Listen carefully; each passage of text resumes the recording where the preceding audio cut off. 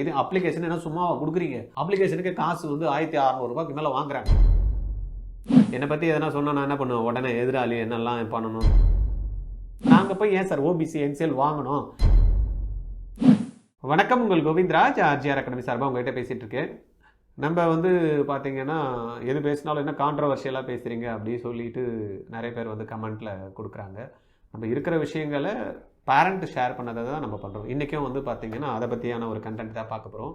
இன்றைக்கி NEET application வந்துருச்சு. அதில் இந்த சர்டிஃபிகேட் அப்லோடில் வந்து ரொம்பவே டென்ஷனாக இருக்குது அப்படின்ற மாதிரி நிறைய பேரண்ட்ஸ் வந்து கும்பிட்றாங்க. இதை பற்றி கொஞ்சம் பேசுங்க சார், எங்களுக்கு யார் தான் சார் இதை பற்றி எடுத்து சொல்லுவாங்க அப்படின்றது தெரியல அப்படின்ற மாதிரி சொன்னாங்க. அதை தான் பார்க்க போகிறோம்.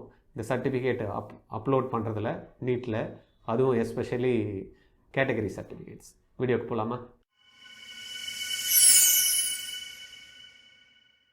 இன்றைக்கி நீட் அப்ளிகேஷன்ஸ் வந்து எல்லாரும் எதிர்பார்த்த மாதிரி அழகாக வந்துடுச்சு. அந்த கமிட்டி வந்து ஒன்று ஃப்ரேம் பண்ணாங்க. லாஸ்ட் இயர் வந்து கொஸ்டின் பேப்பர் லீக் ஆனது, கொஸ்டின் பேப்பர் எடுத்துகிட்டு போன இடத்துல வந்து பார்த்திங்கன்னா கரெக்டாக எடுத்துகிட்டு போய் சேர்க்காமல் யாரோ மிஸ்லீட் பண்ணி கொஸ்டின் பேப்பர்லாம் அவுட் பண்ணிட்டாங்க, என்டிஏ சரியாக பண்ணல அப்படின்றதுனால அந்த ப்ராப்ளத்தை விட்டுட்டு பசங்களுக்கு வந்து பார்த்திங்கன்னா இந்த வாட்டி பயங்கரமாக ஸ்ட்ரிக்டாக என்னமோ டாக்குமெண்ட் அப்லோட் பண்ணுறதுல என்டிஏ வந்து முனைப்பு காட்டியிருக்காங்க. என்னை பற்றி எதனா சொன்னால் நான் என்ன பண்ணுவேன்? உடனே எதிராளி என்னெல்லாம் பண்ணணுன்றதை தான் பேசுவேன்ல. அந்த மாதிரி என்டிஏ பற்றி நிறைய பேர் விமர்சனம் வச்சதுப்ப இப்போ என்டிஏ என்ன பண்ணிட்டாங்க, அப்லோட் பண்ணுற ப்ரொசீஜரில் வந்து பார்த்திங்கன்னா பயங்கரமாக ஃபோட்டோ, தென் வந்து பார்த்திங்கன்னா வெறும் தம்பு மட்டும் வச்சுருந்தேன். ஃபஸ்ட் லெஃப்ட் தம்பு வச்சுருந்தாங்க, அப்புறமா ரைட் தம்பு வச்சாங்க. இப்போ வந்து பார்த்திங்கன்னா 10 ஃபிங்கரையும் வைங்க, அதை ஸ்கேன் பண்ணி வைங்க. அதுக்கப்புறமா வந்து சிக்னேச்சர் அது ஆல்ரெடி இருந்தது, ஓகே. இப்போ வந்து 10th மார்க் ஷீட்டு அதையும் ஸ்கேன் பண்ணி வைக்கணும். இப்போ 10th இப்போ 12th படிச்சுட்டு இருக்கான் ஒரு குழந்தை. அந்த குழந்தையோட 10th மார்க் ஷீட்டு பேரண்ட்ஸ் கிட்ட கிடையாது. இப்போ ஸ்கூலில் போய் கேட்டாலும் ஸ்கூல்லேயும் கொடுக்க மாட்டேன்றாங்க. நானும் வந்து அப்லோட் பண்ணுறப்ப நான் ஜெராக்ஸ் காப்பியும் அப்லோட் பண்ண முடியாது. அப்போ ஒரிஜினலில் தான் நான் வந்து எடுத்துகிட்டு வந்து அதை ஸ்கேன் பண்ணி நான் அப்லோட் பண்ணணும். அப்போ இந்த ஸ்கூலும் தரமாட்டேன்றாங்க. எனக்கு புரியல, இது எப்படி வந்து கரண்ட்டில் இருக்கக்கூடிய 12th ஸ்டூடெண்ட்ஸு பண்ணுவாங்க? அது அட்லீஸ்ட் என்ன பண்ணணும், கவர்மெண்ட்டு ஒரு இன்ஸ்ட்ரக்ஷன் கொடுக்கணும். இந்த மாதிரி அப்ளை பண்ணுற கேண்டிடேட் வந்து கேட்டாங்கன்னா உடனே கொடுக்கணும். எந்த ஸ்கூல்ஸுமே வந்து பார்த்திங்கன்னா they are not ready to give this certificate. இல்லை இப்போலாம் கொடுக்க முடியாது, 12th எக்ஸாம் முடிஞ்சதுமே ரிசல்ட் வந்ததுமே நம்ம டிசியோட சேர்த்து தான் கொடுப்போம் அப்படின்னு நிறைய பேர் சொல்கிறாங்க. அது ஒரு சேலஞ்சிங்காக குழந்தைங்களுக்கு இருக்குது. அதுக்கப்புறமா வந்து பார்த்திங்கன்னா ஒரு கோர்ஸ் முடித்ததுக்கு கம்ப்ளீஷன் சர்டிஃபிகேட்னு கேட்குறாங்க. சார் என்ன சார் இதெல்லாம் டென்ஷன் பண்ணுறாங்க அப்படின்னு. அது இருந்தால் கூட பரவாயில்ல. அப்புறமா தமிழ்நாடை பொறுத்த வரைக்கும் பிசி, பிசிஎம் அண்ட் எம்பிசி இது 3 வந்து கேட்டகரி இருக்குது பேக்வேர்டு காஸ்ட்டில். பட் இப்போ நீட்டில் அப்ளிகேஷன் போடுறப்ப ஒரு பெரிய ப்ராப்ளமாக வந்து பார்த்திங்கன்னா எல்லாரும் பேரண்ட் சொல்கிறது வந்து என்னென்னா, சார் நான் வந்து எனக்கு என்ன சார் ஓபிசி என்சிஎல்னு ஒரு சர்டிஃபிகேட் வாங்க சொல்கிறாங்க. நான் எடுக்க போகிற சீட்டு தமிழ்நாடு கவர்மெண்ட்டில் 85% நான் பார்ட்டிசிபேட் பண்ண போகிறேன். எனக்கும் சென்ட்ரல் கவர்மெண்ட்டில் நான் போய் சீட் எடுக்க போகிறதில்ல. அப்படி இருக்கிறப்ப போன வருஷம் டெக்ளரேஷன் கொடுங்க, யாருக்கு சீட்டு கிடைக்குதோ 15%, யாருக்கு எய்ம்ஸில் கிடைக்குதோ, யாருக்கு சிப்மார்க் கிடைக்குதோ அவங்க மட்டும் வந்து OBC certificate at the time of ஜாயினிங்கோ இல்லை அட் த டைம் ஆஃப் கவுன்சிலிங்கோ ப்ரொடியூஸ் பண்ணணும்னு சொல்லிட்டு இந்த வாட்டி கம்பல்சரின்னு வச்சா நாங்கள் போய் ஏன் சார் ஓபிசி என்சிஎல் வாங்கணும்? இதை கண்டக்ட் பண்ணுறவனுக்கு அறிவு இல்லையா அப்படின்னு வந்து பார்த்திங்கன்னா கேட்குறாங்க. அந்த மாதிரி சொல்லக்கூடாதுன்னு நான் சொன்னேன் பேரண்ட் கிட்ட. அப்படிலாம் கேட்கக்கூடாது நம்ம. ஏன்னா அவங்கெல்லாம் வந்து பார்த்திங்கன்னா அதுக்குன்னு ஒரு கமிட்டி வச்சு அவங்க வந்து ஆராய்ச்சி பண்ணி ஸ்டெப் பை ஸ்டெப் கரெக்டாக கொடுக்கணும் அப்படின்னு கொடுத்துருக்காங்க. அதனால் இது மாதிரிலாம் சொல்லக்கூடாது அப்படின்ட்டு.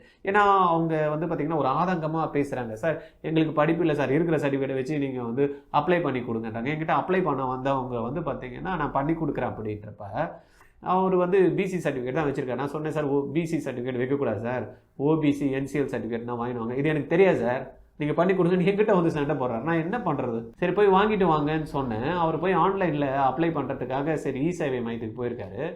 அவர் இ சேவை மையத்தில் அவர் கேட்ட டாக்குமெண்ட்லாம் கொடுத்து அப்ளை பண்ணியிருக்காரு. அவர் எதுவும் கேட்டிருக்காரு, இன்கம் சர்டிஃபிகேட் எடுத்துகிட்டு வா, அப்புறமா வந்து கம்யூனிட்டி சர்டிஃபிகேட் எடுத்துகிட்டு வா, இதெல்லாம் கேட்டிருக்காரு போல இருக்குது. என்ன சார் இதெல்லாம் கேட்குறாங்க, நீங்கள் என்கிட்ட சொல்லி என்கிட்ட வந்து சண்டை போடுறாரு. சார் அது ஓபிசி சர்டிஃபிகேட்டு என்சிஎல் அவங்கள கேளுங்க சார், பண்ணி தருவாங்க அப்படின்னு சொன்னேன். அப்புறம் இவர் போய் ஆன்லைனில் பண்ணிவிட்டு வராரு, திருப்பி வராரு. சார் அங்கே 2 நாள் ஆகும்னாரு. அப்புறமா இன்னும் ஆகலைன்னாரு. சரி நீங்கள் போய் தாசில்தார் ஆஃபீஸில் போய் கேளுங்க அப்படின்னா தாசில்தார் ஆஃபீஸில் நம்மளுக்கு தெரியும்ல எதுவுமே வேலை வந்து சும்மா நடக்காது.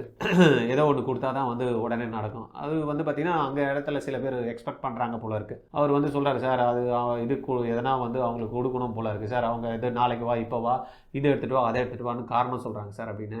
அப்போது தெரிஞ்சு போச்சு ஏதோ எதிர்பார்க்குறாங்க அப்படின்ட்டு.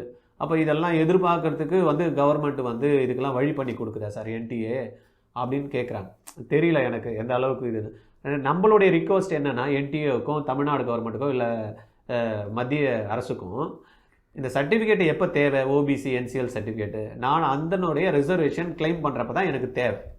அப்படி இருக்கிறப்ப ஏன் வந்து ஓபிசி என்சிஎல் சர்டிஃபிகேட்டை வந்து அவங்க கம்பல்சரி வைக்கிறாங்க, இடபிள்யூஎஸ் சர்டிஃபிகேட்டு கேட்குறாங்க. நீங்கள் அந்த குழந்தைக்கு ஒரு அலாட்மெண்ட் ஆகிடுச்சு, அந்த குழந்தை அந்த ரிசர்வேஷன் கிளைம் பண்ணுறப்ப அந்த ஒரிஜினல் செக் பண்ணிக்கிங்க, முடிஞ்சு போச்சு. அதை விட்டுட்டு இப்போ போய் இந்த சர்டிஃபிகேட் எடுத்துகிட்டு வாங்க அந்த சர்டிஃபிகேட் அவங்க இல்லைன்னா வாங்கிட்டு வந்ததும் அந்த நம்பர் கொடுங்க, இதெல்லாம் வந்து டார்ச்சர் பண்ணுற மாதிரி இருக்குது பேரண்ட்டை. ஒவ்வொரு பேரண்ட்டுமே வந்து புலம்புறாங்க. இது எதனா தமிழக அரசு வந்து எதுக்கோ குரல் கொடுத்து வந்து பார்த்திங்கன்னா மக்களுக்கு தீர்வை வந்து வாங்கி கொடுக்குறாங்க, கேஸு போட்டு வந்து பார்த்திங்கன்னா சொல்யூஷன் கொடுக்குறாங்க. இதெல்லாம் கொஞ்சம் பார்த்து கொடுக்கலாம்ல. ஏன் அவர் பேரண்ட் தெளிவாக சொல்கிறேன், சார் எனக்கு வந்து நான் 85% தான் சார் சீட் எடுக்க போகிறேன், நான் பிசியில் தான் வரேன், நான் ஓபிசி என்சியில் எனக்கு தேவையில்லை. ஏன்னா அவர் தெளிவாக சொல்கிறார், இத்தனைக்கும் 15% இல்லை ஜிப்மர் எய்ம்ஸில் போகிறப்ப தான் எங்களுக்கு அந்த வந்து கிளைமு வந்து வரும்.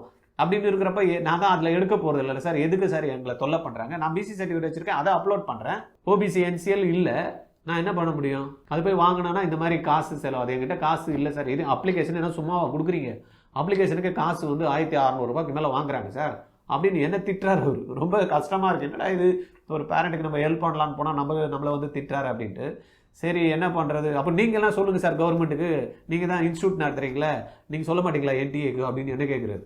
நான் என்ன என்டிஏவோட நான் வந்து மெம்பராக நான் எனக்கு ஒன்றும் புரியல. அட்லீஸ்ட் வந்து பார்த்தீங்கன்னா இந்த வீடியோவை பார்க்குறவங்க கொஞ்சம் இந்த வீடியோவை வந்து ஷேர் பண்ணுங்கள். யாருன்னா அஃபிஷியல்ஸ் யாருன்னா இருப்பாங்கல்ல நம்மளுடைய தமிழ்நாடு கவர்மெண்ட்லேயோ இல்லைனா என்டிஏ ரிலேட்டடாக யாருன்னா இருப்பாங்க, அவங்களுக்கு எதனா போய் இந்த வீடியோ சேருமா அப்படின்றத பார்க்கலாம். ஏன்னா தமிழில் தான் பேசுகிறோம், ஹிந்தியில் பேசி உட்காந்துருக்கிறவங்களுக்கு தமிழில் பேசுறது என்ன புரியுன்றது தெரியல. அட்லீஸ்ட் வந்து யாருன்னா கொஞ்சம் சொல்லுவாங்க, நம்ம தமிழ்நாடு கவர்மெண்ட் இதுக்கான ஸ்டெப் எடுங்க. மாணவர்களுக்காக 1.5 லட்சம் பேர் இந்த எக்ஸாம்ஸ் எழுத போகிறாங்க தமிழ்நாட்டில் இருந்து. மினிமம் யாருக்கும் ஓபிசி என்சிஎல்ல சீட்டை எடுக்க போகிறாங்க, அதில் மிஞ்சி போனால் 100 பேர் தாங்க ஓபிசி என்சிஎல் பேஸ் பண்ணி ஆல் இண்டியா சீட்ஸை எடுக்க போகிறாங்க. மீதி இருக்கக்கூடிய சீட்ஸ் எல்லாமே இங்கே 85% ஆஃப் சீட்ஸ் வந்து வாங்குறவங்க வந்து இங்கே இருக்கக்கூடிய பிசியோ எஸ்சியோ எஸ்டியோ ஓபிசியோ இதில் பிசி எம்பிசி பிசிஎம் இந்த மாதிரி இருக்கிறவங்க தான் எடுக்க போகிறாங்க.